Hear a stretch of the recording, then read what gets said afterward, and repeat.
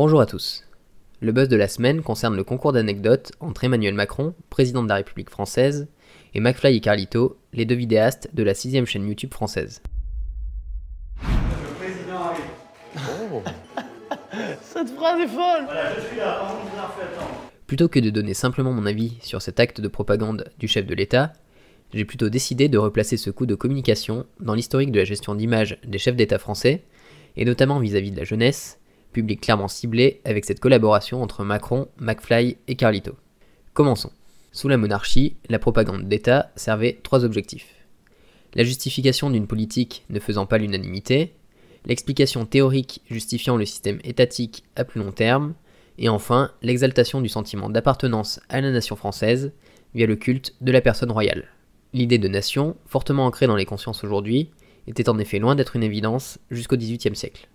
Jusqu'à la Révolution française, le discours royal était transmis par l'écrit et par l'oral, et s'accompagnait de la diffusion d'images sur les monnaies et les médailles, mais également sur les façades urbaines et les demeures princières. Le culte du roi était également entretenu par des apparitions fréquentes à différentes cérémonies, fêtes et spectacles, qui étaient ensuite racontés et illustrés. L'analphabétisme, très répandu avant le XVIIIe siècle, pourrait laisser croire que les écrits ne touchaient alors pas grand monde. Mais en réalité, les pamphlets, des textes courts s'attaquant à des célébrités de l'époque, représentaient 50% de la presse et leur contenu se répandait comme une traînée de poudre au sein des grandes villes françaises par le bouche à oreille et les rumeurs. Jusqu'alors, la propagande visait donc principalement à affirmer sa légitimité à la tête de l'État. Mais vient ensuite Napoléon et le culte de la personnalité. Pour plus de détails, je vous renvoie vers le documentaire diffusé sur France 5 à son sujet, et dont je vous mets un extrait ici. Napoléon l'influenceur, un mot d'aujourd'hui pour dire l'épopée d'un pionnier de la propagande. Le souci de Napoléon, c'est l'image. Cette image-là est figée, c'est un canon. Il faut représenter Napoléon tel que lui-même l'a voulu. En fait, il ne montre que les photos qui sont suffisamment photoshopées et qui correspondent à l'idée qu'il en a. Je crois qu'il n'a pas de goût esthétique pour les arts, mais il comprend très fortement leur utilité. On y apprend comment notre célèbre empereur manipula les faits à maintes reprises pour forger sa légende. Il idéalisa ses campagnes militaires et son sacre, notamment par l'intermédiaire de tableaux représentant ces événements, et le mettant en valeur sans réellement se soucier de la fidélité des œuvres vis-à-vis de la réalité. Il y a une sorte d'idéalisation dans ce tableau, c'est-à-dire idéalisation par rapport à la jeunesse du visage. David a moins cherché la ressemblance en tant que telle que l'expression d'un héros, véritablement. Et puis, on s'aperçoit qu'on est un petit peu loin de l'histoire, il faut bien l'avouer, parce que même si Bonaparte a voulu être représenté sur un cheval fougueux, Bonaparte n'a absolument pas franchi le col à cheval, il l'a franchi sur ce qui était beaucoup plus sûr, sur un dos de mulet, puisque en réalité, les escarpements ne rendaient la chose plus difficile. Il sut d'ailleurs parfaitement comment utiliser l'art pour se mettre en avant, notamment en pillant les œuvres des pays vaincus, qu'il exposa au Palais du Louvre, transformé en musée en 1793 suite à la Révolution française. Il justifiait alors ses pillages en s'appuyant sur l'élan de liberté républicain, lui permettant de se draper de bonnes intentions, affirmant confisquer ses œuvres aux différents monarques européens. Enfin, il se mit en avant par l'intermédiaire de la monnaie, frappée à son image, ou de livres le dépeignant en héros. Ce fut le premier chef d'État français à utiliser de manière aussi efficace et aussi large les outils de propagande dont il disposait. Faisons ensuite un bond dans le temps pour évoquer rapidement le cas du général de Gaulle. Profitant de l'essor des nouvelles technologies de communication apparues au début du XXe siècle, et d'un contexte de guerre prompte à mettre en avant des figures iconiques, le général de Gaulle profita d'une aura toute particulière. Son célèbre appel du 18 juin, « Cet armistice serait non seulement une capitulation, mais encore un asservissement. Or, beaucoup de Français n'acceptent pas la capitulation ni la servitude. » et ses dizaines d'interventions qui suivirent sur la BBC lui permirent de profiter d'une renommée inégalable au sein de la population française après la Libération. Renommée qu'il sut parfaitement conforter par la suite, à travers différentes interventions radiophoniques et télévisées, suivies par des millions de Français. Je rappelle qu'Internet n'existait pas et qu'il n'y avait qu'une seule chaîne à regarder à la télévision jusqu'en 1963. Il put ainsi transmettre régulièrement des messages à toute la population et en direct dès les années 50. Sa première allocution présidentielle, le 27 juin 1958, fut balbutiante. Les affaires de la France sont difficiles. Mais hier, elles semblaient insolubles. Aujourd'hui, non. N'est-ce pas déjà un progrès ? Mais par la suite, il devint de plus en plus à l'aise, comme lors de ses échanges avec Michel Droit, lors de la campagne présidentielle de 1965, où il se livre de manière plus intime et plus naturelle. Vous me parlez de l'idée que je me fais de la France, ce n'est pas un sujet nouveau. Il est tout à fait vrai, je dirais que c'est ma raison d'être. Il est tout à fait vrai que depuis toujours et aujourd'hui, je me fais en effet de la France une certaine idée. Je veux dire par là qu'à mon sens, elle est quelque chose de très grand, de très particulier. C'est du reste, je le pense, ressenti par le monde entier. Il y a même là quelque chose d'extraordinaire. Dans nos malheurs, on s'en aperçoit tout de suite. Et quand nous sommes heureux, prospères, glorieux et forts, on s'en aperçoit aussi, dans la mesure où les gens nous regardent avec envie. Enfin, l'histoire retiendra également l'une de ses dernières allocutions publiques et radiophoniques, le 30 mai 1968, durant laquelle il répondit aux événements de mai 68. Françaises, Français, étant le détenteur de la légitimité nationale et républicaine, j'ai envisagé depuis 24 heures toutes les éventualités, sans exception, qui me permettraient de la maintenir. J'ai pris mes résolutions. Dans les circonstances présentes, je ne me retirerai pas.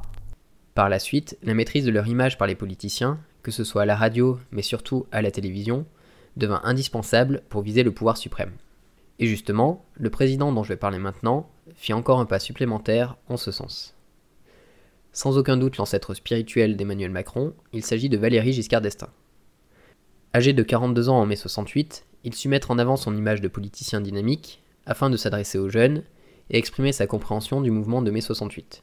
La jeunesse reste seule, un peu désemparée, autour des cendres refroidies de son brasier, à sentir la réprobation des uns et l'indifférence des autres.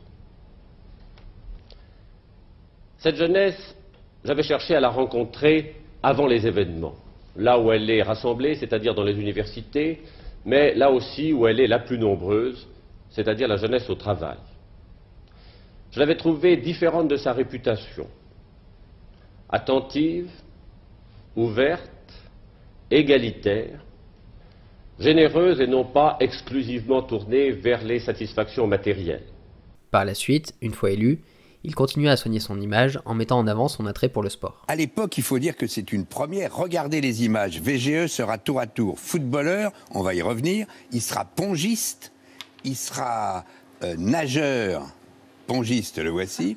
Il sera un nageur très désinhibé, capable aussi de donner le coup d'envoi d'un match de rugby ou de descendre les pistes de ski. Son successeur, François Mitterrand, 10 ans plus vieux que Valéry Giscard d'Estaing, ne put s'appuyer sur son âge pour s'adresser à la jeunesse du pays. Il utilisa donc Jacques Lang, alors ministre de la Culture, pour mettre en avant différents événements culturels visant la jeunesse, dont le plus fameux, et qui fut mis en place dès 1982, est la fête de la musique. Lire le courrier que nous recevons chaque jour ici, ce sont des centaines de milliers de gens à travers la France, des petits, des grands, des musiciens amateurs, des musiciens professionnels qui ont répondu avec enthousiasme à notre appel. Et je crois que lundi prochain, à 20h30, des centaines de milliers de Français seront dehors avec leurs instruments de musique, sans complexe, pour célébrer la naissance de l'été. Mais il lança aussi les Journées du patrimoine, il engagea de grands travaux de restauration du Louvre et de la Bibliothèque nationale, et il défendit le cinéma français en le protégeant via l'exception culturelle. Défendrons dans l'actuelle négociation internationale la clause d'exception culturelle. Cette clause stipulera que le cinéma et l'audiovisuel sont exclus du champ de l'accord commercial, comme le sont d'autres secteurs sensibles, je pense à la santé. Il s'entretenait enfin régulièrement avec de nombreux artistes pour les impliquer dans les prises de décision et pour s'attirer leur soutien. François Mitterrand fut ainsi le premier chef d'État français à comprendre l'importance de la culture et impliquer les créateurs artistiques pour gagner l'appui des jeunes. Puis, dans les années 90, le web fit son apparition. Peu à peu, Internet s'imposa comme un média de communication essentiel que les politiciens ne pouvaient plus ignorer. Comme la première allocution de De Gaulle en 1968, les premières tentatives furent relativement maladroites, comme ce lip-dub de l'UMP en 2010.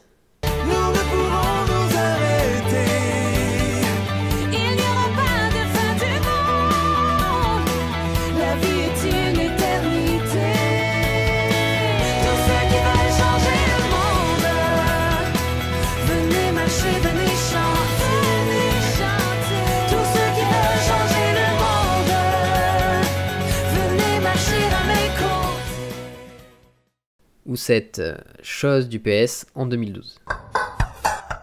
Le changement, c'est maintenant. Le changement, c'est maintenant. Le changement, c'est maintenant. Le changement, c'est maintenant.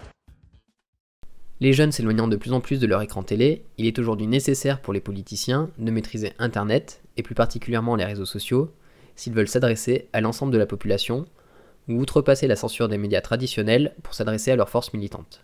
Les comptes Facebook et Twitter de personnalités politiques ont donc fleuri depuis une dizaine d'années, et l'étape ultime consistait jusqu'à récemment à maîtriser son image sur YouTube. Et pour l'instant, celui qui a su dès 2017 utiliser ce média au mieux est sans aucun doute Jean-Luc Mélenchon. Bonjour, c'est la 138e revue de la semaine, et c'est la première dans la situation magnifique où les bistrots sont réouverts. Sa chaîne compte plus de 500 000 abonnés, et chacune de ses vidéos fait des dizaines de milliers de vues. Marine Le Pen ne compte pour sa part même pas 50 000 abonnés à sa chaîne, et Emmanuel Macron compte plus de 200 000, mais ses vidéos peinent à dépasser les 10 000 vues. En réalité, François Ruffin est le seul politicien utilisant YouTube avec autant de succès que Jean-Luc Mélenchon, avec des vidéos dépassant régulièrement les 100 000 vues. Bien sûr, d'autres politiciens ou partis politiques ont tenté l'expérience, mais sans réel succès, hormis peut-être l'Union populaire républicaine, qui compte également près de 200 000 abonnés. Valérie Pécresse cache quant à elle son nombre d'abonnés, étant sans doute trop modeste pour l'afficher. Mais il y a un an, un nouveau phénomène est apparu. Plusieurs influenceurs ont commencé à faire des vidéos en collaboration avec le gouvernement. Alors qu'Emmanuel Macron et En Marche avaient bénéficié de la force de frappe des médias traditionnels pour arriver au pouvoir en 2017, leur nouvelle stratégie pour 2022 consiste désormais à utiliser la renommée des youtubeurs pour soigner leur image. On a ainsi Thibaut InShape qui participe au nouveau service militaire. Dans cette vidéo, je vais suivre pendant 24 heures des jeunes qui font le SNU. SNU, ça veut dire le Service National Universel. Hugo Décrypte qui passe une journée avec le Premier ministre. Je me trouve actuellement à Matignon, là où se trouvent les bureaux du Premier ministre Édouard Philippe. On est parti pour une journée qui promet d'être très chargée. Ludovic B qui passe une journée avec le porte-parole du gouvernement. Aujourd'hui, on va découvrir la fonction de porte-parole du gouvernement et pour ça, on va suivre Gabriel Attal, l'actuel porte-parole, pendant 2 jours. Et toujours le porte-parole du gouvernement qui fait également un live de questions-réponses avec différents youtubeurs, dont Enjoy Phoenix. Réunis à l'Elysée en direct sur Twitch et sur YouTube, avec des invités, Élise, Fabien, Julia, Malek et Marie, Enjoy Phoenix, pour ceux qui la connaissent, c'est-à-dire beaucoup de monde. Et tout ceci sans compter la collaboration entre Marlène Schiappa et Cyril Hanouna lors du grand débat national il y a 2 ans. Toutes ces collaborations visent à dépolitiser le débat, que ce soit en évitant d'aborder les choix politiques du gouvernement, ou en le faisant, mais avec des influenceurs dont l'expérience et les connaissances sur les questions abordées sont trop minces pour opposer une résistance idéologique. Ainsi, rien de surprenant à voir le président de la République utiliser McFly et Carlito pour soigner son image auprès des jeunes. Cet acte de propagande s'inscrit parfaitement dans la lignée historique des chefs d'État français. Il idéalise la réalité comme Napoléon en son temps, il profite des dernières technologies de communication comme De Gaulle, il s'appuie sur son âge pour laisser penser aux jeunes qu'il les comprend comme Giscard d'Estaing, et il s'attire le soutien des créateurs artistiques comme Mitterrand. Ne pouvant rivaliser avec l'un de ses rivaux, en l'occurrence Jean-Luc Mélenchon, en termes de contenu et d'idées sur YouTube, il mise tout sur l'image des autres en faisant appel à McFly et Carlito. Notons qu'il aurait pu faire appel à Squeezie ou à Cyprien s'il tenait vraiment à s'adresser au plus de monde possible. Il aurait facilement pu toucher 2 à 3 fois plus de gens par leur intermédiaire. Mais McFly et Carlito ont l'avantage de proposer un concept bien rodé, le concours d'anecdotes, qui assurait à Macron de ne pas avoir à exprimer d'idées politiques lors de ce défi, et par-dessus tout d'avoir l'air sympa. De plus, McFly et Carlito dépendent du groupe Webedia, une filiale du groupe Fimalac, possédée par Marc Ladré de la Charrière, dont la fortune est estimée à 5 milliards d'euros et qui semble bien connue par Emmanuel Macron. Alors quel est mon point de vue sur cet événement qui marque un pas supplémentaire dans la maîtrise de la communication par le chef de l'État? Eh bien, plusieurs choses me choquent. Tout d'abord, Emmanuel Macron récidive en utilisant une nouvelle fois sa fonction et les outils de l'État pour mener sa propre campagne. Après avoir utilisé son poste de ministre de l'économie entre 2014 et 2016 pour organiser des levées de fonds pour sa campagne de 2017, il utilise désormais sa fonction de chef d'État pour organiser son coup de communication. Et oui, à écouter McFly et Carlito, ils ont accepté le défi car il leur était proposé par le président de la République et qu'ils ne pouvaient ainsi pas refuser. On songe à le faire, on veut bien réfléchir. Seulement si, et seulement si, c'est le nouveau proverbe, à la fin, avec Emmanuel Macron, on fait un concours d'anecdotes. Là, le jeu en vaut la chandelle. Un concours d'anecdotes avec le président de la République en place. Sous-entendu, mais bien sûr je n'y crois pas une seconde, que si Marine Le Pen avait été présidente, ils auraient accepté le défi de la même manière, car ce n'est pas politique, tout ça. Donc Emmanuel Macron profite de sa fonction, mais en plus, alors que nous payons son salaire avec nos impôts et que nous sommes encore dans une crise sanitaire, il s'attribue 1 heure avec 2 influenceurs plutôt que de s'occuper des problèmes, nombreux, du pays. Ensuite, comme je l'ai évoqué précédemment, il est une fois de plus question de conflit d'intérêts entre des puissances d'argent et Emmanuel Macron, car je ne saurais douter un instant qu'il utilise ses relations auprès de Marc Ladré de la Charrière pour faciliter la mise en place de cet événement. Les médias traditionnels étaient déjà détenus par des milliardaires, on s'aperçoit désormais qu'ils ont fait leur nid sur Internet et YouTube également. Enfin, pour faire court, je suis choqué car l'équité n'est une fois de plus pas respectée. Emmanuel Macron et son parti, par l'intermédiaire des collaborations que j'évoquais précédemment, s'attribuent du temps de parole aux dépens des autres candidats potentiels pour 2022. À la limite, si McFly et Carlito faisaient ce concours d'anecdotes avec Marine Le Pen, Jean-Luc Mélenchon et la plupart des politiciens en course pour l'élection présidentielle de 2022, à la limite, pourquoi pas. Mais ils ne le feront certainement pas. Et ils pourront dire 1000 fois aux gens que ce n'est pas politique et qu'il leur faut avoir un esprit critique.